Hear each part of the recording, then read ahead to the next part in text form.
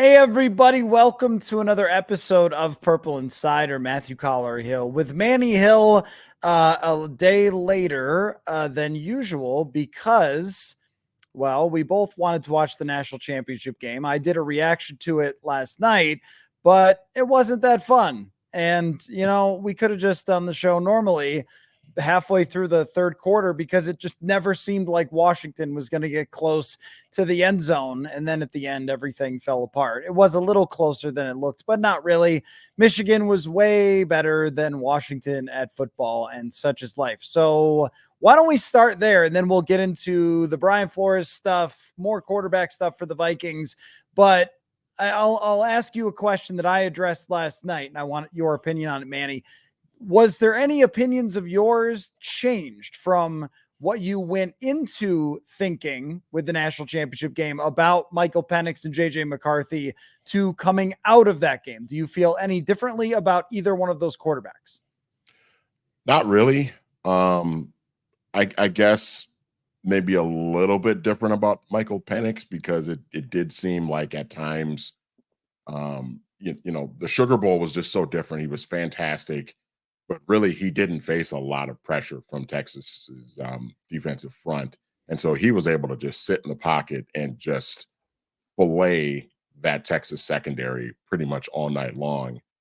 Last night was different. That Michigan defensive front really got after him. He missed some throws. And I know people are, talking about like his accuracy, and he was off on some throws. I think sometimes when you're facing a defensive front like that and they're in your face every time you drop back to pass, it's going to rattle you a little bit, man, on that type of stage. And so as a result, you're going to be a little bit off. And Penix was off. He missed some throws. He just never really felt comfortable. And then looked like in the third quarter, he just got banged up quite a bit. They were really hitting him a lot. And, at that point, you just never really felt like Washington, even though it was still a 7-point game in the fourth quarter, you never really felt like Penix is just going to take over and just drive this team down the field against that defense and tie the game. So I guess from that side of it, maybe a little bit different about Michael Penix, but I still like him a lot. He still has a terrific arm. And I think, given the right situation, the right system and scheme and coach, I think he can be really successful in the NFL. JJ McCarthy. Go ahead. Go ahead. JJ McCarthy, nothing changed whatsoever. That was a typical JJ McCarthy game. He has had several games in Colorado. I was looking at it before we started. JJ McCarthy had 6 games this year where he passed for fewer than 150 yards. That tells you everything right there. And last night was kind of a typical Michigan game, with the exception of last week against Alabama and probably Ohio State as well. Michigan was beating everybody like that, where they run the ball, they're really physical with you, and they just suffocate you on defense, and they blow you out by like 20 points. And JJ McCarthy throws for like 150 yards. Like that was a typical Michigan game. That's how they beat everybody pretty much all season long. So nothing really changed on my opinions on either quarterback, and especially nothing really moved the needle on JJ McCarthy for me at all. So the wild thing, I was looking to Michael Penix's stats to try to figure out if this is like generally an issue for him under pressure or if it was just against Michigan. And the answer is sort of both. The wild thing about Michael Penix is that he has a ton of big time throws under pressure. So he led the entire nation in big time throws under pressure, but also his completion percentage was not that great under pressure. And he's very good at not getting sacks, but does incomplete a lot of passes. As you saw, sometimes the footwork gets a little wonky, the base goes kind of wild, and he just lets it fly. And we saw a few passes under pressure that were just simply too high to open wide receivers. There were also some bad breaks. I mean, he gets his leg stepped on as he seemingly was trying to throw it out of bounds under pressure.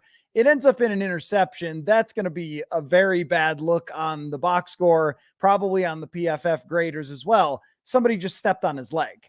And I don't know what you're supposed to do about that. There were other times where the throws looked like they were in a place that he expected a receiver to be if he wasn't grabbed, or if Rome Odunze on one play just fell. And so it goes down as a pretty bad looking throw, but they just didn't play a very good game around him. There was another one where he got blitzed and he just kind of flipped the ball out there to a guy on the third down, and it's right there in the breadbasket, and he just drops it. And that would have been first down. He drops an absolute dime, like 30 yards down the field, where he kind of threw this rainbow and it fell right in the hands of Adunze, and it's a holding. And it's like, I don't know. Like, nothing is going to go right for this guy. As far as what PFF tells us, he had the, let me look here. I think it was 15th highest passing grade under pressure or somewhere in that ballpark. So it wasn't amazing, but it also was not terrible by any means. For quarterbacks with a certain number of passes, I think he was, was it 16th? Somewhere in that ballpark. So it was not like, oh my gosh, this guy just cannot play under pressure at all. I think it was an accumulation of factors that also included, oh no, actually, he was sixth best. So he had the sixth best PFF grade under pressure during the season, and one of the best as far as not getting sacked when he was pressured. So I don't think that what happened against Michigan is what usually happens to Michael Penix. It's just that was different. That was not all pressure is equal. Sometimes pressure is things are collapsing in on you and you got to move a little bit and make a throw. And sometimes you take the snap and the play is over because a dude just gets completely demolished.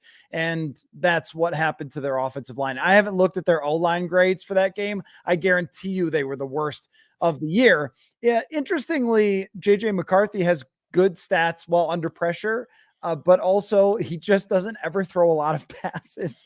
I think he's actually really good at when somebody's chasing him, if he's scrambling and then he has to kind of flip his hips and throw the ball down the field, he throws the ball really well under those circumstances. Yep. But the straight drop back on third down was just miserable for him in that game. Washington does have a pretty good secondary, but there was not anything to speak of in those type of pure passing situations. And that's where I look at the Vikings and go, how could this be your guy? Like they just, and I know college is different from the NFL and it's a run first program, and Tom Brady played for a run first program. So I don't know, but this is a head coach who puts everything on the quarterback, everything. And he put everything on Nick Mullins. He put everything on Josh Dobbs. It's for better or worse. He will put everything on that quarterback. And you're going to ask that of a guy who throws for 100 yards in the national championship game. It just seems like it doesn't quite add up. Even if physically he has a strong arm, I think it's erratic with the accuracy.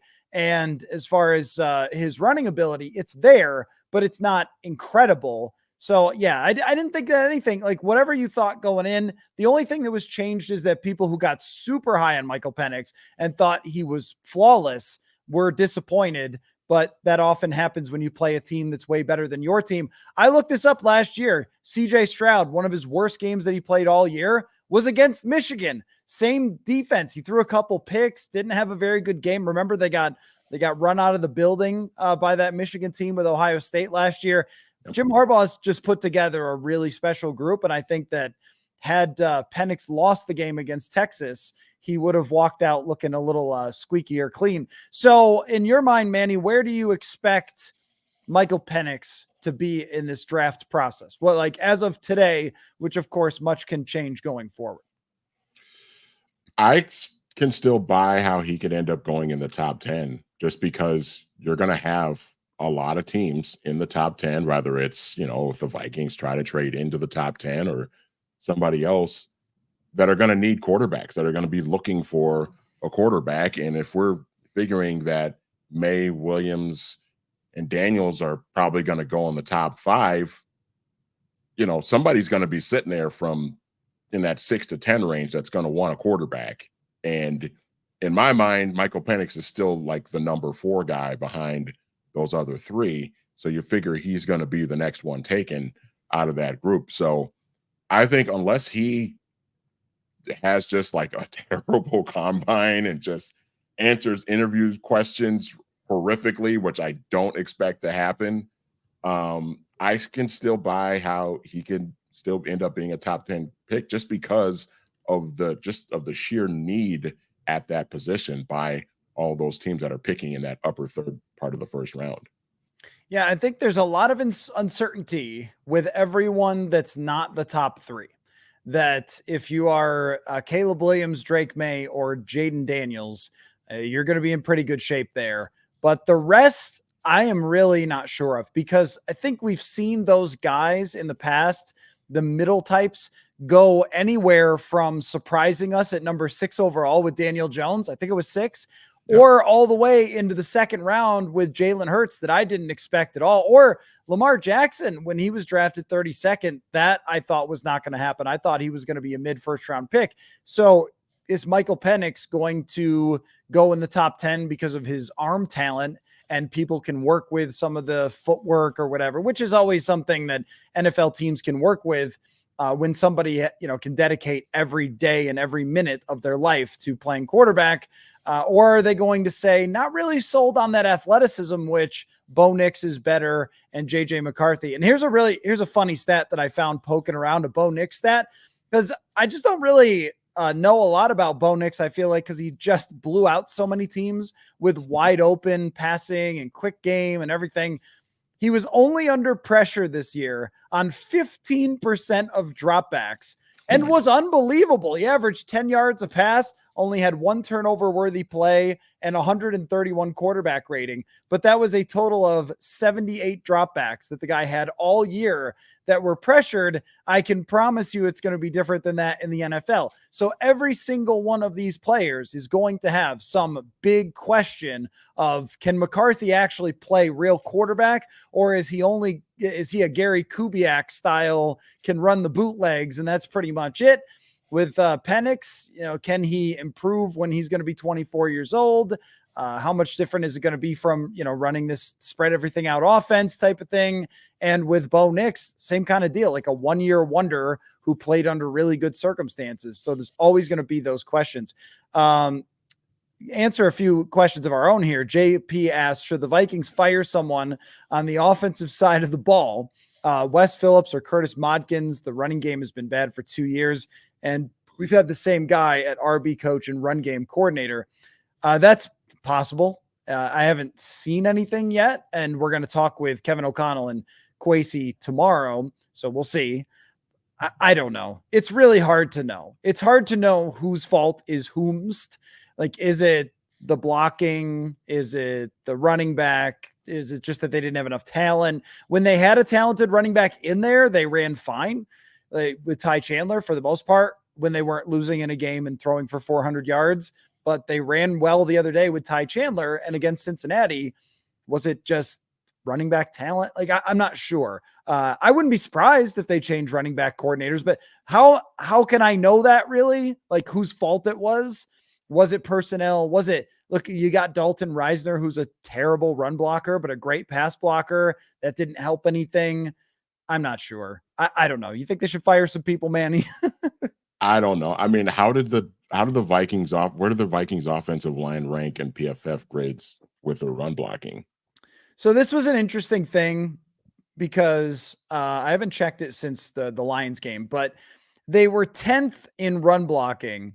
But the problem with run blocking is if one guy makes a mistake and 4 guys plow everybody, you'll grade as an offensive line well, but that one guy could be the mistake that costs you the run.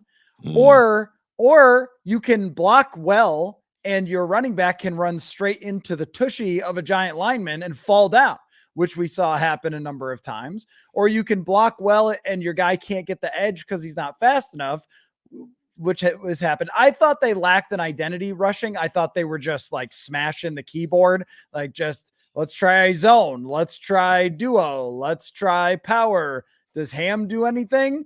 But I think they graded probably better than they were, in part because Darisaw is so good at it. And Josh Oliver, I think, was the highest graded run blocking tight end, which kind of tells you that one guy can only do so much, right? But that's a hard thing to figure out. When they had more running talent, they just ran like a real team. And when they didn't, they didn't. So I'm not sure. So what you're saying is they should probably call Gary Kubiak and bring him on as like a consultant, maybe. It's always the answer. The answer is always call Gary Kubiak. Yes, 100%, and run the outside zone. But if you're going to do that, you kind of have to really commit to that bit. Digital Plains Media says, a long shot. Are we sure it's impossible to trade up to number 1 with Chicago? What type of haul would it take? What type of offer would you be comfortable making? So number 1, yeah, I think Chicago's not going to give you Caleb Williams for the next 10 years. I think that there's limits to trading within your division. It probably ends at franchise quarterback. They will give you a tight end. They will not give you a franchise quarterback. But top 3 or 4, this is something that came up. I got an email from Sarah, who's a big listener to the show, the other day. She sent me a note asking, like, what is it going to take if they need to trade up, Manny? Because taking Michael Penix is probably not a bad idea. Can he play the role of Jared Goff for this offense? I think he can. Whip the ball into a few tight windows and operate an offense. You can be in the top 5 if you can do that, if you have enough weapons, which they do. But Jaden Daniels is just a lot different, man. Yeah. And we talk about those stats. Those stats are absurd. And also, if you watch them, the eye test looks pretty damn good too from Jaden Daniels. So if you're talking about like trading up, I think that everybody has that same opinion of Jaden Daniels, and you're going to have to get really, really high up on the board. I'll call up the board here because it's set now for what it is this year. I was thinking maybe 5th with the Chargers, but it might have to be 4th with Arizona. And that's if they don't go 1, 2, 3. But if Chicago, Washington, and New England want quarterbacks, they're just going to take them. So that's going to be really hard. I think that we're in a Trey Lance situation if you want Jaden Daniels, which is, so I get away from calling him Jalen. I call him Trey. We're in a Trey Lance situation, trading up for Jaden Daniels. It might have to be 3 first-round picks. Yeah, I mean, so if one of those, I mean, those top 3, you got to think at least 2 of them are going to take quarterbacks. All 3 of them very well could, but at least 2 of them. And I'm thinking with the at least 2, I'm thinking Washington and New England. Like maybe Chicago wants to stick with Justin Fields and take like a Marvin Harrison Jr. and give him another weapon to throw to or something like that. But you got to think Washington with a new coach, New England probably with a new coach is going to be, looking for a quarterback. And so now you're thinking about, at least getting up to, 4 or 5.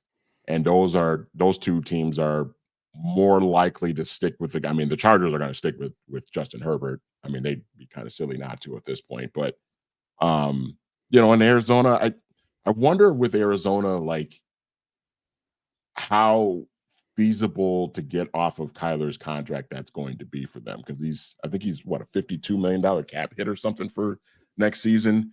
So you're going to have to find a trade partner who wants to take on that kind of money. And then what sort of dead cap is that going to have on them as well? And maybe they just want to stick with him. So that could be a candidate to move up. But even if you move up to 4, you got to hope that one of those 3 guys is going to fall to 4. And it's kind of a risk. If you don't think that that's going to happen, then you're probably better off just standing pat at 11 and seeing if, Penix or somebody falls to you there, which could happen. I got a message from somebody. Hold on. I will pull up from Brian, listener to the show, who asked basically what happens if they move on from Cousins and can't get anybody. Like if they don't believe in Penix or it gets taken earlier or they don't, Knicks, they don't like those guys. What do they do? Like trade for Mac Jones or something? Or if Baker Mayfield returns to Tampa, I would say if Baker Mayfield wins a playoff game against Philadelphia, that he is very likely back as Tampa Bay's quarterback. And that leaves you a little out on an island. Now we are a million miles away from the draft, but that's a situation that I wasn't really thinking about is what if we do get to a spot where it's sort of like Will Levis last year? They didn't believe in him. That's the only quarterback left who's a first-round talent-ish. And then they pass, but Kirk has already moved on. and then you're the only quarterback on your roster is Jaron Hall or something. They would have to sign a free agent earlier. So I guarantee they would bring in a veteran, similar to how Andy Dalton came in when the Bears drafted Justin Fields.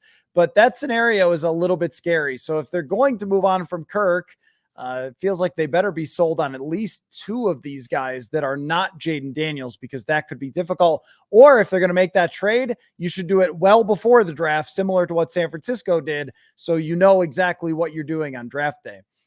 Justin says, if we're talking about McCarthy versus Penix for the Vikings, it's Penix by a mile. He's got accuracy, poise, leadership skills that match very well with KOC, injuries notwithstanding. I've thought that for a while too, Manny, that if we're talking best fit, a guy who stands in the shotgun and just operates every bit of an offense, it's all on his shoulders, and his big thing is firing that thing down the field into tight windows.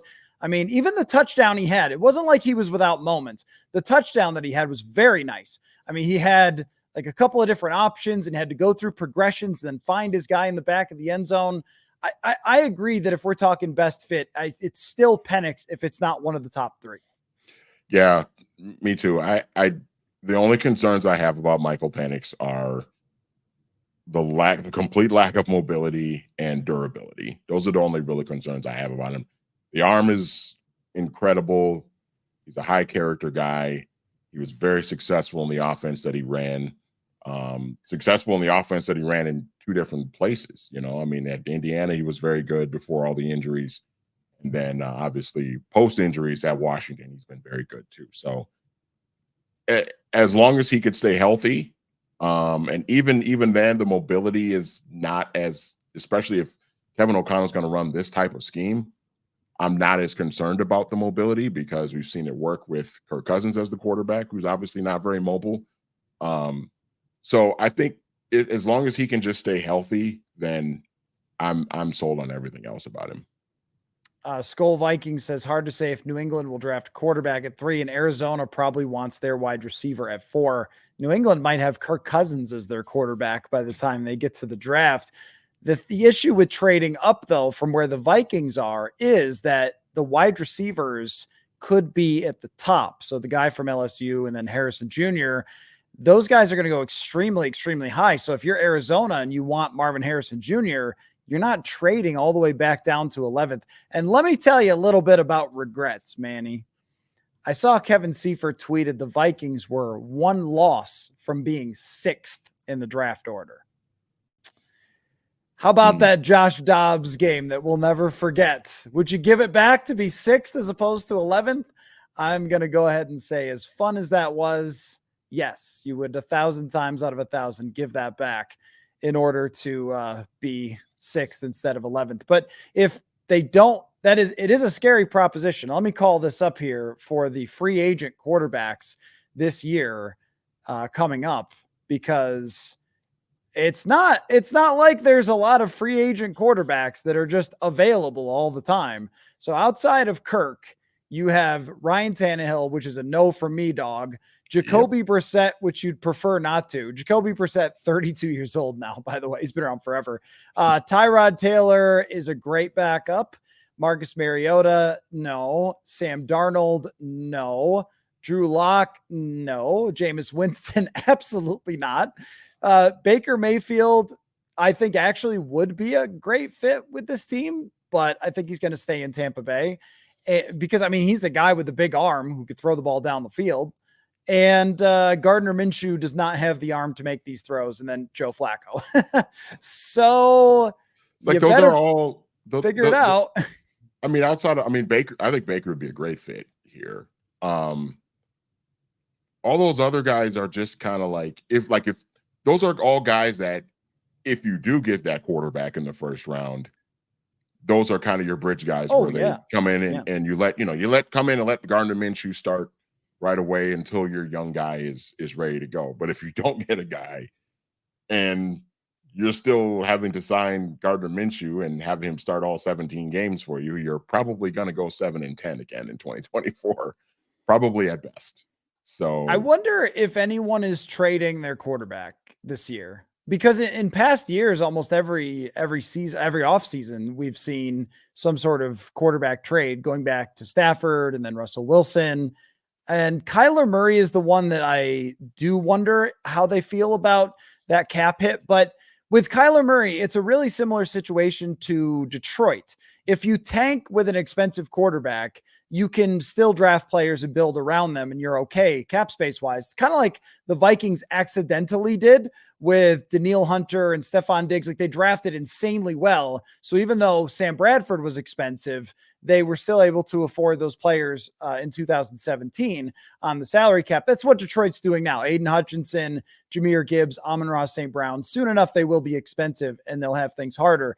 But I am having trouble seeing any quarterbacks that will be traded this year, or even quarterbacks that have been locked down in a particular spot that will be surprisingly released, other than obviously Russell Wilson, we know is going to be likely to be available, though George Payton sort of hinted that it was possible that he won't be, which is weird. I guess you have to do that, but I'm pretty sure he's going to be available. Aside from that, though, I don't really see any other quarterbacks aside from Justin Fields, which again, they're not going to trade to the Vikings, that are going to be available that were starters or at the end of their road or something like that. So yeah, the answer is to that question, they better have it figured out. They really better have it figured out, or you are going to be left on no quarterback island and really not know what is going on. Baker Mayfield is a potential option if you're going to pay him more than Tampa Bay, but I would guess that if he wins a playoff game, he's going to want to stay there and keep building with them. Yeah, I'm just kind of looking at some of these other teams, and hey, I don't see. I mean, if New England's going to take another quarterback, would they trade Mac Jones? But I'm not even sure Mac Jones does a lot for me at this point. I was intrigued by him when Kirk went down, but then like later on, he ended up getting benched for Bailey Zappi, and it's just like, he's just not good, So I don't know. It couldn't be farther apart, the 2020 and 2021 drafts. Have you looked back at the 2020 draft for quarterbacks? It's insane. It's Joe Burrow, Tua, Herbert, Love, Hurts. Oh my God, they're all good. And then the next year, it's Trevor Lawrence, who I think is really good and was close this year, but the injuries really took their toll at the end of the season, and their defense was not that good. And maybe Doug Peterson isn't as much of a quarterback whisperer, or it just, didn't work out. But I think he's still good. Everyone else, though, Fields might get traded, and he's pretty good. Zach Wilson's a train wreck. Total disaster. Mac Jones, total disaster. Mac Jones is weird. He's a case of, was it confidence that was destroyed by Bill Belichick plus circumstance, plus they brought in Matt Patricia and all of his old friends and et cetera, et cetera. But I also think that his resilience, his toughness, that sort of stuff was not great. And that's what we talk about sometimes, even with Caleb Williams, how no prospect is perfect.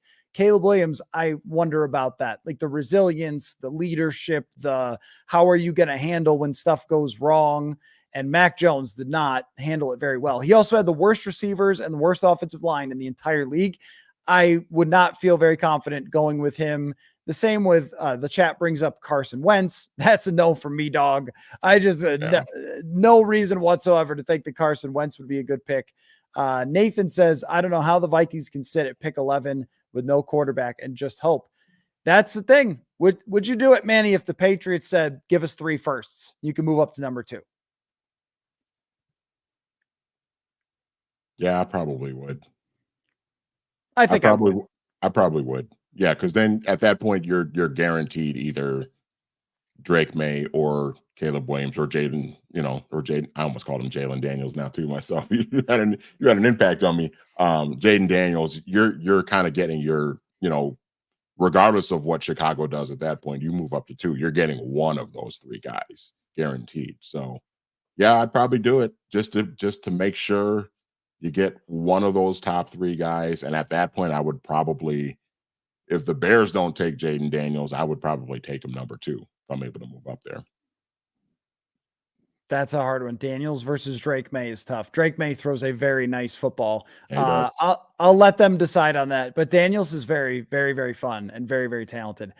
Christian says that he still feels like Kyler Murray could be a dark horse, and I don't disagree with that.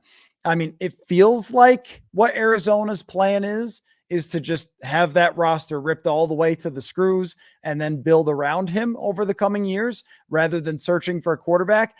But how often do you get a shot if one of those teams in front of you doesn't draft one? I just have a tough time. Like, how could the Patriots not? How could they not, considering where they're at? How could Washington not? Washington in that 2020 draft said, you know what? We really need Chase Young. That's what we really need. We're going to stick with our quarterbacks. We're going to have Chase Young. And they passed up on all these quarterbacks who have been, that literally 4 quarterbacks who became very good and ended up trading Chase Young later. What did the Niners give up for him? Like was a 2nd round pick, 3rd round pick, something like that for him? Not enough to justify not drafting Tua or Herbert or Love or Hurts. So yeah, that's where it becomes, I think, very tricky to get those guys. So then do you have to play in the second tier of good quarterback prospects? And then through the years, through the months coming up, we're going to see, and I was going to ask you this before we get into the Brian Flores discussion, which quarterbacks kind of come out in the shuffle of the Senior Bowl circuit, combine interviews, BS leaks, S2 tests. What a great time for S2 tests, by the way. I hope teams set them on fire when they show up. Hey, here's the S2 results. Light it on fire. Yeah, I think CJ Stroud took care of that for everybody. But anyway, who do you think has the biggest potential to be a riser in the draft of these quarterbacks? I was thinking about this. I feel like it's probably Bo Nix, just because of obviously the production of what he had at Oregon this year. He was a Heisman finalist, and he's got that athleticism too, where he can kind of run around and make throws on the run. And he doesn't have he doesn't have as good an arm as Michael Penix, but it's a pretty good arm. He can make some throws down the field. And he's kind of a high character guy too. I mean, he's really well liked by his teammates. Things didn't work out at Auburn, but he transferred over to Oregon and fit in right away with that culture and that coaching staff and those players. So I could see a scenario where somebody talks with him, interviews with him, watches him in the combine. He has a really impressive combine, and somebody falls in love with him, and he ends up getting taken in sort of that upper half of the first round. It seems like right now he's maybe slated to go late first round, second round, maybe something like that. But I could see it. I feel like those other guys are pretty well locked in. Like those top 3 guys are pretty well locked into like all, if not 2 of them going somewhere in the top 5. So I feel like Bo Nix is the guy that could kind of rise up some people's boards. And, if somebody is desperate enough to take a quarterback, that he could be a guy that they take. Bradley says, scenario, would it be possible to trade back hybrid edge rusher, take only if they're tier 2 quarterbacks like Penix or Nix, stop and somehow get back near the first round? It's a little jumbled in the comment, but I see what you're saying. I think if you need a quarterback, you have to take them, and you can't risk them dropping off the board. Like if you're in desperate need and you like them, you just take them. And if you drafted them a little too high, oh well, because you can't risk losing them. So that would be my thought. If you think that Bo Nix is the 15th best prospect and you're drafting 11th, you just take him at 11th. If you could do the Cincinnati Andy Dalton thing where they took their starting quarterback in the second round. Derek Carr was a second round pick. Jalen Hurts was a second round pick. To me, that's too risky to even wait around and see who's there in the second round and then say, hey, you're going to be our guy. I don't really love that idea. Rich says, would you strike up a package with Arizona and Chargers to get a future quarterback because they already have their franchise quarterback? Yeah, no, that is if it's going to happen, that's how it happens, I think. Unless New England or Washington, which would be the funniest thing ever, but no, Washington's not getting Kirk. But if New England were to sign Kirk Cousins, and I think they could be, if they keep Belichick, they're in win now mode. They are not, oh, let's rebuild the whole thing around a rookie. And do you want Belichick with a rookie quarterback after looking at Mac Jones's face this year? I don't think so. So I also have a tough time believing that Kirk would want to go to the Boston market as a career Midwest fella. That might be a lot. With no wide receivers, doesn't seem very likely. They could chase somebody else as a potential quarterback, but it feels to me as of this moment, as of January 9th, that those top three teams all should be drafting quarterbacks. And that makes life very difficult on the Vikings unless they really like one of those other three, which I think are all good prospects. When you look at McCarthy's statistics, they're really good overall. When he actually throws the football, it's not bad. And so it's not like there's not guys there. It's that they're just not of the same caliber. Kyle says, remember when Hendon Hooker was too old and he thought that Knicks would fall victim to the too old take two. Yeah, Hendon Hooker was 2 years older than these guys, than Knicks and Penix. That's a little bit different. That's like he was a full-grown adult. Like that man, his hairline was looking like ours. Like he had 4 children who were in their teens. Like this guy was old, man. Like he's going to be turning 26 years old, I think, in like a couple months. Hendon Hooker remembered standard def. Like he was very old. Penix will be 24 in May. So when he starts at the beginning of the season, it's, he's going to be the same age that Joe Burrow was when he was starting. I don't look at that as being quite the same. Let's talk about Brian Flores. So far as I can tell, there has been no interviews for Brian Flores thus far. Your thoughts? I'm not surprised. He did basically sue the league. So I'm not terribly surprised by that. Also, as somebody who wants to see the Vikings succeed, I'm not upset by it either in some way, shape, or form. I mean, a part of me is upset about it because for, the reasons why he's suing the league. And I think that it speaks to a much larger issue around the league. But I think for selfish reasons as a Vikings fan, I'd be happy to have him back as defensive coordinator. So I'm okay with that on that side of it. And I think it just gives them an opportunity to really try and build and mold this defense to his liking, because there are some players that are likable that you like long-term on this team defensively. But there's still a lot of room for improvement on that side of the ball. But yeah, I mean, it is unfortunate from the standpoint of, the bigger picture story of just why he sued the league, why that whole thing is happening, and why, because when you look at the cards that he was dealt with this year, he did a terrific job. Now, they got banged up late in the season. I think they just kind of ran out of gas and ran out of steam. And when they started playing some better offenses, they got exposed a little bit. But I think considering where the defense was last year with Ed Donatel, him stepping in, making some changes, I thought he did a terrific job. And, it'd be good to have him back with the organization next year.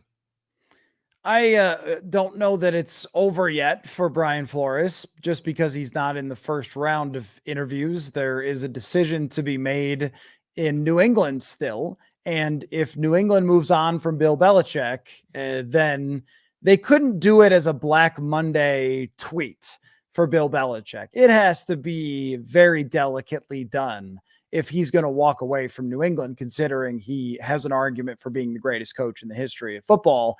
And so it wasn't going to be just wake up on Monday morning, open your Twitter. Oh, they fired Bill Belichick. Oh, they fired whoever else. Like he can't just be lumped in with all these other coaches who just get canned. So if they move on from him, then Brian Flores suddenly becomes a candidate. And if the first round of interviews for some of these other teams don't go the way that they want, or they lose out on candidates, maybe his name ends up still cropping up. But I thought we would at least get a so-and-so has requested permission to, or team tweets out who they're going to interview. Here's our list. And Brian Flores would be on it. Him not being on it does speak probably a lot to the lawsuit. He did have some interviews last year. I don't know how serious those interviews were. That was actually his problem the first time, is that they were unserious interviews. And that's also possible that he would say no to certain teams requesting him for an interview. I'm not sure, because he doesn't just want to be interviewed for the sake of being interviewed because they have to. It might be a little more delicate situation. It's also possible that the league heard what Ryan Fitzpatrick said, and it would matter. It really would matter. Ryan Fitzpatrick is a funny guy, an interesting cat, but very, very, very well respected. And he went on national television and said he did not appreciate the way Brian Flores handled Tua. And that is a pretty damning statement, that even though it's just one guy's opinion, it's a really highly respected opinion. And if you are another team, what are you mostly looking for a coach to do? Manage the quarterback. And if they feel like you didn't manage a young quarterback well in Miami, and that there were a lot of mistakes made, then that could play into it. I think it might. And also, he had momentum in the middle of the season when they had that shutout of the Raiders, but that quickly died off when a bunch of teams put 30 on them at the end of the year. And there was a lot less discussion about how brilliant Brian Flores was. In my opinion, I think that there have been a lot of coaches who have not handled their first opportunity perfectly, and everyone hates retreads. They always want new coaches, new coaches, new coaches. And yet there's dozens of examples of coaches who had their first job, it didn't work out, and then it did in their second, or they were good in one place and they were even better in another place. I think that people can grow, and especially being around Kevin O'Connell would help. And you saw the NFLPA put out a thing for players to vote, like approval ratings for their assistant coaches. And the Vikings had two of them, including Brian Flores, but also Matt Daniels, getting the highest marks. Well, that doesn't exactly scream that the guy is like a psycho bully. So he might be. I don't know. I don't think so. I think more that when you come up with that Belichick tree, you got to shake it off. You have to shake off the try to do the job like Belichick with that like psychotic kind of approach, that hard-nosed approach, because every one of his assistants, they go other places. And if you're not Belichick, all that stuff just seems corny. If you don't have the rings and you don't have Brady, you're just a lunatic. And that's basically what every one of those guys has been. And maybe there was a little bit of that with Flores, like the influences of Kevin O'Connell would make it better. But if he doesn't get a job, I won't be in the least bit surprised. And he can add that to his the depositions for the NFL of him turning around this defense and still not getting any interviews. Yeah, absolutely. And, even with New England, you kind of wonder if Mike Vrabel just got let go, and you kind of wonder if that's a guy too that they might prefer. And Vrabel was a guy, he played for Belichick, but I don't believe he ever coached under Belichick. He came from another staff. I think was he with Bill O'Brien's staff in Houston, I think, if I'm not mistaken. And then he ended up being the coach of the Titans. So, but that's a guy that has obviously previous ties to the New England Patriots, being a former player, part of the first first half of that dynasty, those crop of Super Bowls. So he could be a guy that, and he had a lot of success in Tennessee the last 2 years. 22 and this past season didn't go well for him, but that was a guy that took them to the playoffs with Ryan Tannehill multiple years in a row. And so, we'll see how that plays out. But Flores, I think, did a really good job with his defense. And I think given the opportunity to, sort of add to it, bring in some more players. We've talked about sort of an interior pass rush. Obviously the safeties are really good. Corners could probably use a little bit more work. But I think if you give them another year to kind of just add some pieces in free agency, if you let Kirk Cousins walk and you have a little more cap space, maybe you could do that. I don't know. maybe you could explore some improvements on defense and free agency. But what the hell do I know? But anyway, so yeah, I think it'd be, for the Vikings' sake, it'd be good to have Flores back for another year and another year of stability under that defense. Because I mean, you don't really want to have a third defensive coordinator in 3 years. That can really kind of screw things up a little bit in terms of continuity. So it'd be good to have Flores back. Are you saying that changing coordinators all the time can be chaotic? Because Mike Zimmer does not agree with that. Yeah, no, but I agree though. The biggest thing about Brian Flores that I like is his player evaluation ability. I think that he was blitzing out of necessity because he had no one that could rush the passer. Any chart you see of pass rush win rates, it's like Danielle Hunter is somewhere in the good range, and then everybody else is in the worst possible place on that chart. And that's for everybody. That's for, Patrick Jones, even DJ Wanham, who had a better year, Harrison Phillips, Jonathan Bullard. Nobody else could rush the passer. Give him a little bit of pass rush, possibly in free agency. And I thought I caught a hint of you saying if they move on from Kirk that they might have more cap space to do something like that.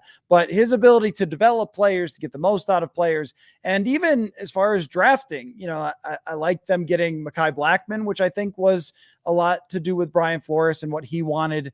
So yeah, I building around him over even the coming years. If Brian Flores is done as a head coach in the NFL, there's nothing wrong with that. I mean, Steve Spagnuolo was a pretty bad head coach with the Rams and ended up being a Super Bowl winning defensive coordinator with the Giants. Is that right? And then also Super Bowl winning defensive coordinator with Kansas City. It's fine to be an awesome defensive coordinator. So maybe that's where he'll be long-term and they can build the defense how he envisions it.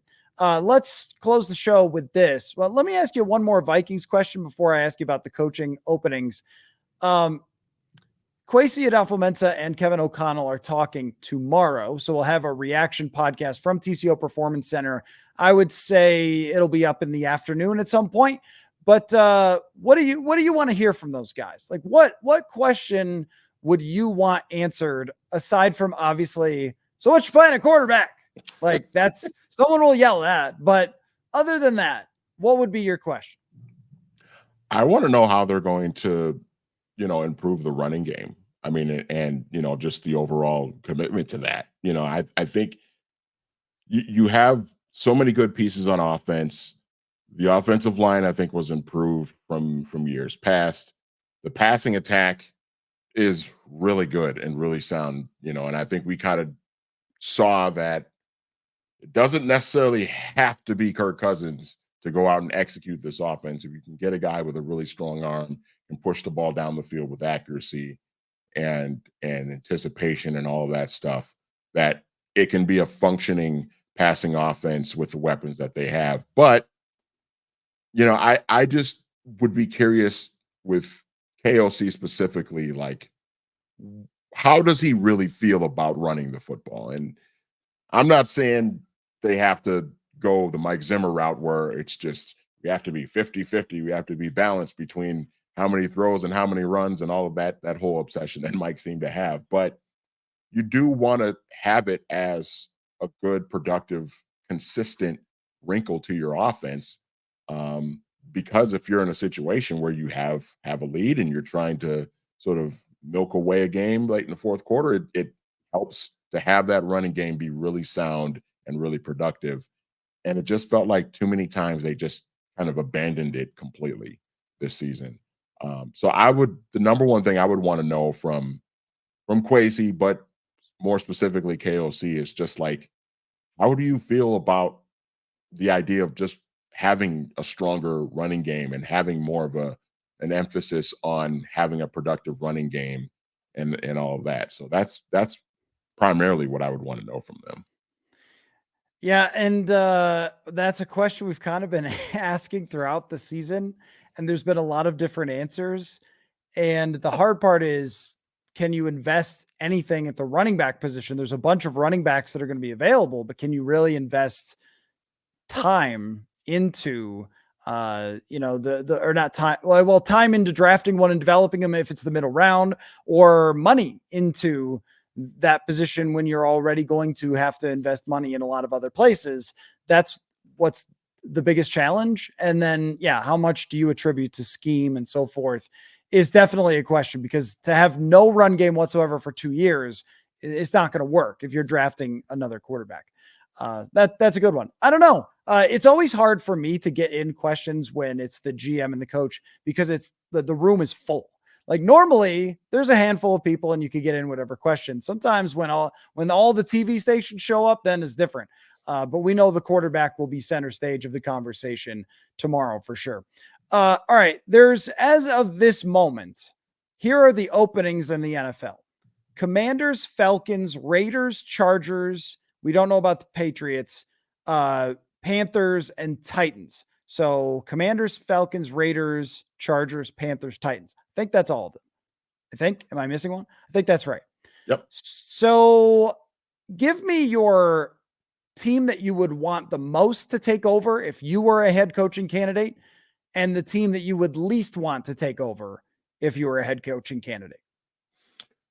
The team that I would most want to take over right now is probably the Atlanta Falcons.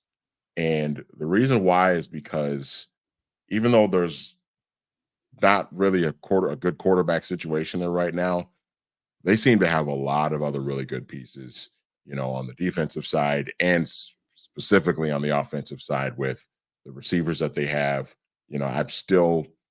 Kyle Pitts wasn't very productive this year, but I think a lot of that had to do with just Arthur Smith's incompetence in trying to use him. But he's a really good young piece. You've got Bijan Robinson in your backfield as well. I would want to take that position. Arthur Blank, I think, has been a pretty good owner that's, treated his players right and treated his coaches right and given them fair opportunities. I think Arthur Smith got a fair opportunity and just didn't do enough with it. I would like to be in that situation and then have that opportunity to find my quarterback, if that's spending money in free agency to bring in a veteran guy like a Kirk Cousins or something like that. Or it's, utilizing the draft assets that we have to move up, maybe into that top 5 range, because they're within striking distance too, just like the Vikings are, to maybe move up and take one of those top 3 guys too. So Atlanta's the team I'm looking at that intrigues me the most. The team that I was least interested in was kind of hard for me. It was kind of a toss-up between the Chargers and the Panthers. I'll probably say the Panthers.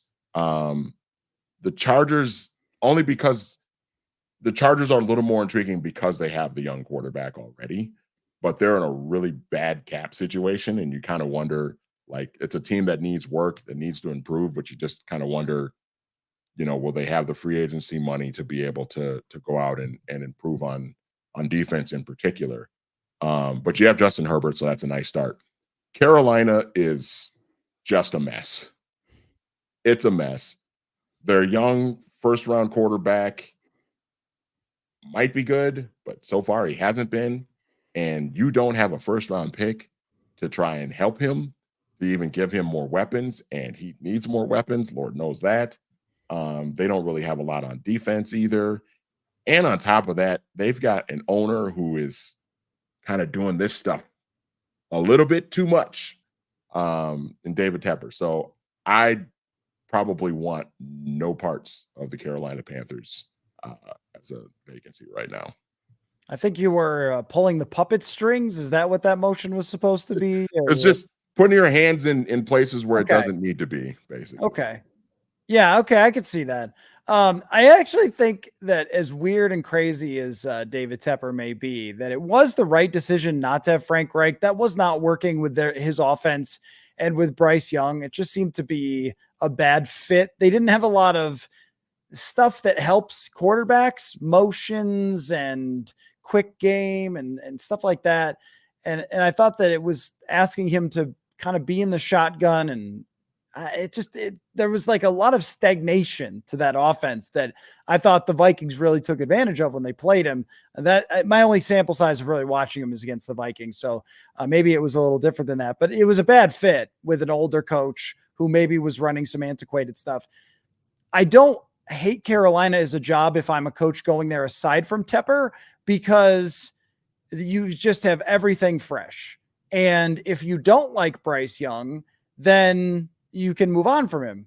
But it also could be a Jared Goff type of Sean McVay situation where you go in there and you get, a bunch of new players and stuff, or even with the Texans. I mean, the Texans were a 2-win team last year with Davis Mills starting, and you go in there, you kind of change things around, you change the offense around, and maybe get them some receivers, some offensive linemen, and you could see it working because you have a very talented young quarterback. And if it doesn't work, you just get rid of him. But if you're going to the Titans, what's the goal? What do you have to work with? You have no quarterback. You have a Blair line. You got an old Derrick Henry. You have a defense that's faded over the last couple of years. I mean, what is there to work with in Tennessee? You're not drafting high enough to be able to go get, one of these top quarterbacks. What are you even really doing?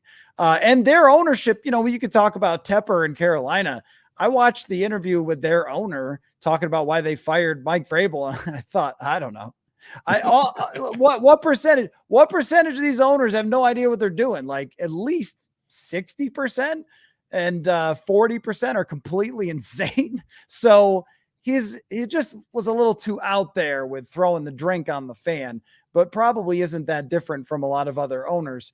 I think that it's better that you get Bryce Young and kind of a clean slate than it is just this muddled garbage pile in Tennessee. They're going to have to build a new stadium. Like everything with that franchise is just messed up right now. That would be last. And I totally agree with you with Atlanta. The Chargers is a hard one because the Chargers, if you don't win right away with Justin Herbert, you're fired. Boom. Yep. Like you're out. You have like a year. You better be good next year, or you're going to be one and done with that franchise, because Herbert does the Kirk thing where he's just good enough to get you fired. And he's just good enough to set the bar high and then not reach it. And I don't know how many times I've said that during the Kirk era. Like he's just good enough to get his coach on the hot seat wherever he goes. And that feels similar to Herbert, where you're wowed by the talent and yet it's never quite get you over the top. So you better have an answer, and you also better really have an answer on defense, because Brandon Staley's defense was an atrocity, which also impacted Herbert as well. So, all right, well, tomorrow we will have a reaction podcast from TCO Performance Center with myself and Will Reg. It's right after Kwesi Adofo-Mensah and Kevin O'Connell's press conference. So you're going to want to make sure you check that out. And also Manny and I on Thursday, we're just going to go team by team, game by game, break it all down, get your opinions, Manny, on the playoffs, which we will be watching from home rather than me covering a playoff game. But I'm used to that. So anyway, all right. Thanks everybody for watching / listening, and we'll talk to you later.